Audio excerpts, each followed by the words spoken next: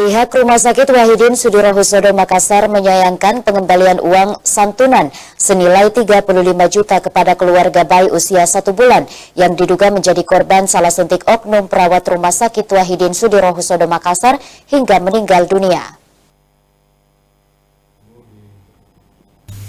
Dalam pertemuan mediasi antara manajemen rumah sakit dan keluarga bayi usia 1 bulan yang diduga menjadi korban salah suntik oknum perawat di Rumah Sakit Wahidin Sudirohusodo Makassar Senin sore kemarin. Pihak rumah sakit menyayangkan tindakan keluarga tersebut dengan mengembalikan uang santunan senilai 35 juta yang telah diberikan oleh manajemen rumah sakit. Dirut Rumah Sakit Wahidin Sudirohusodo Makassar, Profesor Syafri Kamsul Arif mengungkapkan, pemberian uang jaminan kepada pihak keluarga merupakan wujud empati bagi keluarga yang ditinggalkan.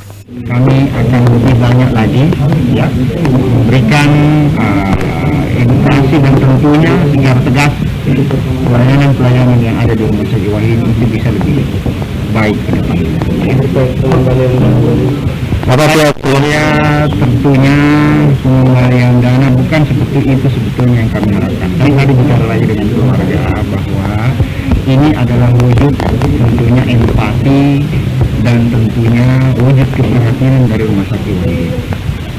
Seperti kalau hari-hari misalnya pergi, misalnya ada yang kemalangan, ada yang mendapatkan musibah, ini kan kematian itu adalah musibah.